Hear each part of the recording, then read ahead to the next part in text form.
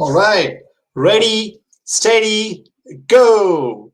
How are you all doing? I welcome you all for this one day, one runner habit series for this whole month of April, where each and every day I will be uncovering one runner habit and give some perspective about the particular habit from a runner's mindset. That is my mindset. And also, I would be sharing some of the tips and techniques how the same can be applied in your business and in your life. I'm Karthik Viswanathan, and today is day number 12, meaning habit number 12. And the habit I just wanted to discuss today is consciously consuming the food. Right. So, as a runner, what does really mean from a runner perspective? Consciously consuming the food. Everyone consumes the food, right? But as a runner, as a walker or a jogger, like most of the times, we would be trying to eat the food, consume the food in a bit of a conscious way, at least to try to bring our attention to the food once in a while on an average. So that's a kind of a habit that's been inbuilt to us. How? I'll give you a perception about it. So, be it a liquid, whether it can be just a pure water, or it can be a coconut water, or it can be any of the sports drinks or energy drinks, or be it any solid like a porridge or like a proper meal, uh, rice, pasta, or any food, chicken, or anything for that matter. And be it like any of the gels that what we consume during the runs, and be it the mueslis, the nut bars, the energy bars, and the beauty of all the fruits like apples, melons, and bananas, and so many other things that we will be consuming over a period of time. So for each and everything, so whatever we consume that really energize and fuels our body first, and also it energizes our mind, whether we are doing a 1 kilometer walk or 5 kilometer run or a half marathon, full marathon, Ironman, whatever it is, right? So it really helps us in fueling the body at appropriate interval of time, and it provides the vital minerals, vital nutrients, vital vitamins, and whatnot, all the vital nutrients to the whole body. And then that definitely improves the physical set during the training session, be it a training session or a normal race, or a high interval training. It can be like benefiting in each and every single session, right? So it really helps us also, depending upon what kind of the food that what we consume consciously. It really helps us in improving our performance in terms of the time or a volume. So for example, I cannot really consume a full course meal and run a half marathon. For that, I need to be adequately picking my own thing, which is my preferred morning routine for any of the half marathons would be a cup of milk. So that is my personal routine. So for the same way, each and every runner, every walker, jogger will be having their own personal routine when it comes to food. And while we're consuming, we'll be consuming consciously. I won't be really just gulping it down, and I won't be just taking up whatever it comes on my plate and have it. I will be selectively having whatever I need to have for the particular day, because that will be acting as a fuel.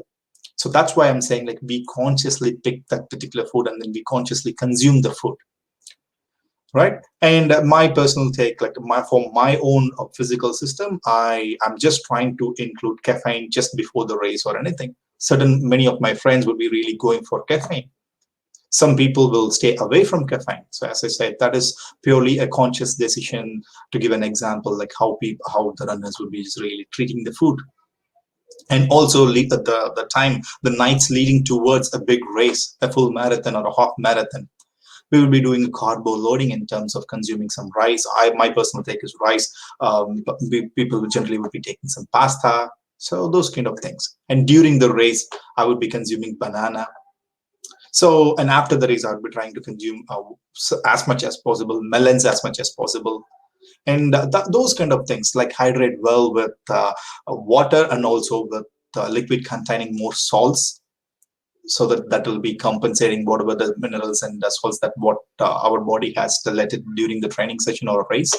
So depending upon what we do, depending upon the intent of that activity, we would be consuming the food consciously.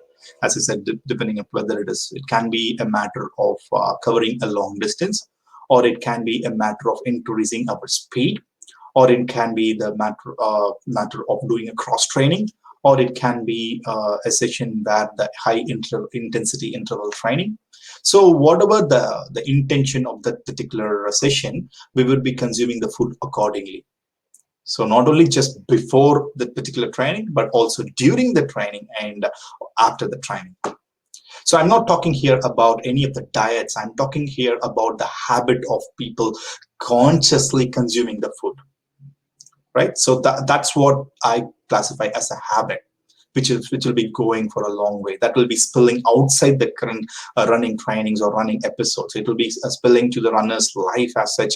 Whatever they consume, they try to do it consciously, make a decision. Yes, I understand that is something which is there. Maybe maybe I'm just consuming a cup of an ice cream. I know like what's in there, and I'm making a conscious decision. Yes, let me have it.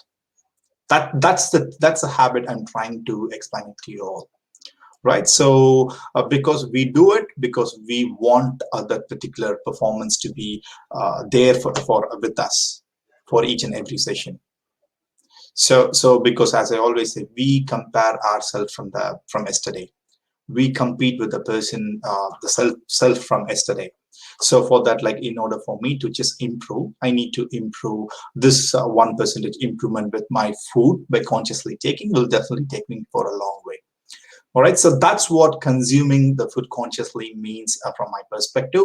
And let's take that habit and let's see like how we can apply in a business world, as an entrepreneur, how this habit will really bringing you benefits, right? So first thing, yeah, of course, like to conduct yourself to the highest possible way with high energy, high motivation for that particular thing, because you are running a business, you are operating a business, you are owning a business, and meaning like you are serving for people, you are solving big problems, right?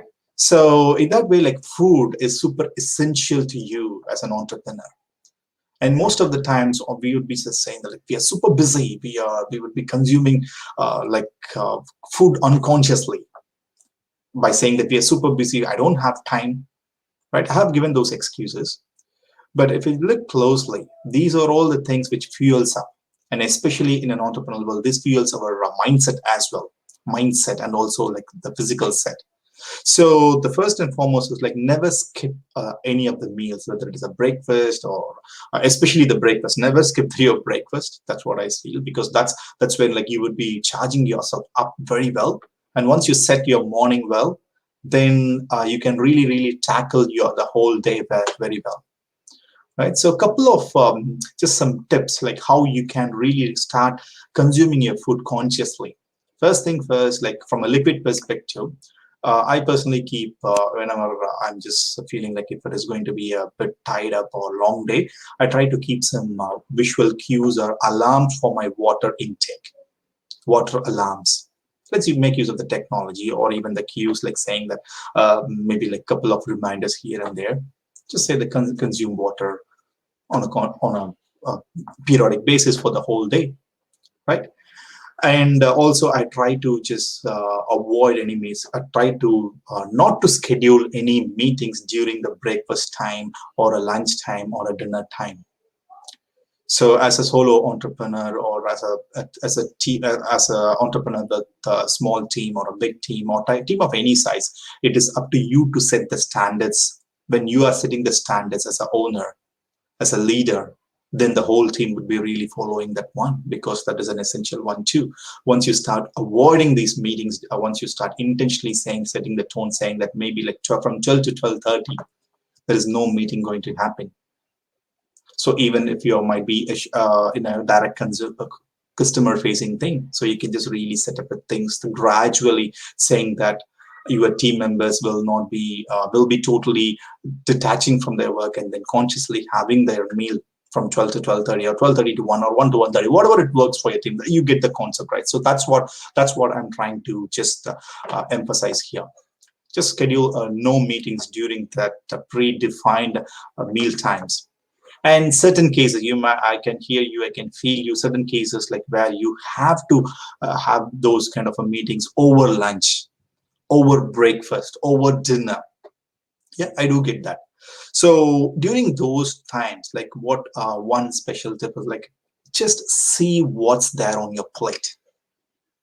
Maybe just as an initial icebreaker, talk about the food.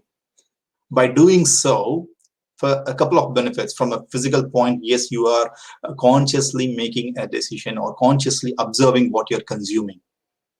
So you know what's on the plate. It's not like you're gulping as such, at least. You know what's on the plate consciously. And as a side benefit, as an icebreaker, when you once you start talking about it, that will be creating a good rapport with the person, with maybe that particular client, or maybe that particular business partner, or maybe that particular investor. That can build up a good rapport between you and the person. So talk about the food at the start. In that way, it benefits you personally and also benefits the business official thing that what's going across, right? So food is super essential. Please make that one as a priority, because that's going to fuel your own self. It's a form of a self-care. So consciously consume the food. Again, I'm not telling what to eat. I'm telling like how to eat. Consciously consume the food. How to eat is what I'm emphasizing as a habit for the entrepreneurs.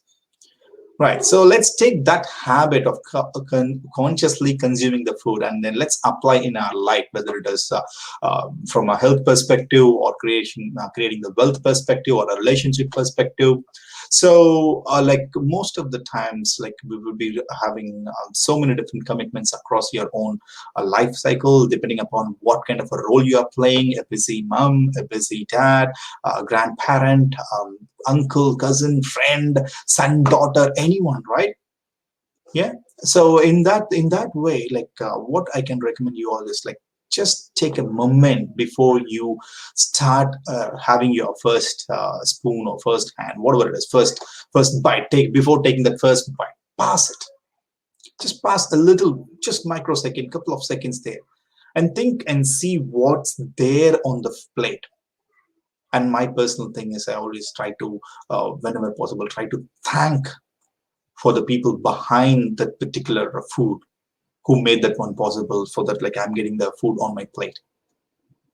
Thank to the farmers, thank to the people who transported it, thank to the people who cooked it, who served that food to you. Yeah, in that way, like it gives a bit of a connection with your food, and also it just, that gratitude goes for a long way. That gives a bit of a kind of a pleasant feeling within you.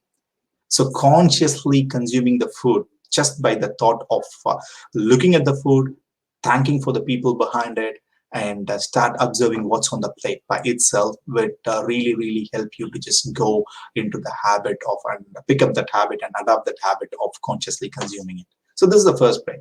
Yeah, I'm not saying that you would be doing it every single day. You might miss few meals. That's absolutely fine. But the mindset is what I'm trying to emphasize here, because that by itself will set up a proper base for you to pick up this particular habit.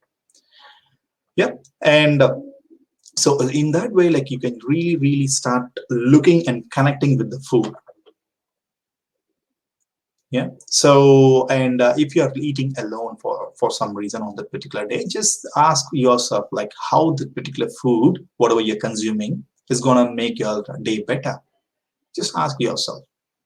So this practice of looking at it, thanking at it, and appreciating the food, and looking at the food, what you're consuming it, and asking those questions. So these are all like different cues and different hacks of your life, where you can start developing the habit of consciously consuming the food, right, in your day-to-day life. So because food is a super essential, and food is not only the source of your energy, physical energy, but also it just curates a lot of mental energy, and it curates a lot of compassion in your own heart. Right? Start practicing this one, and definitely you will see the benefits for your own self. Just observe your eating habits. Just consciously eat. And then you can improvise your own self. Then you will start observing your own system. Then you can just go, oh, hey, this particular food is really making me so energetic, and this particular food is making me dull or sick. So then it is up to you to just decide which one to pick it up and consume. So, but as a start, the habit of consciously consuming the food is something I really encourage you to pick it up. And from a runner perspective, it has got a lot of benefits to it. And then you can always adapt that particular habit into your own lifestyle. Right? So do not unconsciously munch your food. Food is a super fuel to your body, mind, and spirit. So please start consciously consuming the food. right? This is Karthik Viswanathan, and please do me a favor. Whenever you see a jogger or a walker or a runner next time on the park, in the gym or on the road or anywhere, just wave at them, give a thumbs up to them, just nod your head with as an acknowledgement, and put a big smile on your face at them. So that connection, that rapport, that micro connection would that just quick relationship would definitely lift their spirit, and also that will be definitely lifting your spirit. And this positivity can go for a long way, and this will be definitely bringing you joy in your own life, right? So this is Karthik Viswanathan, and I will see you all in the next one. Bye bye.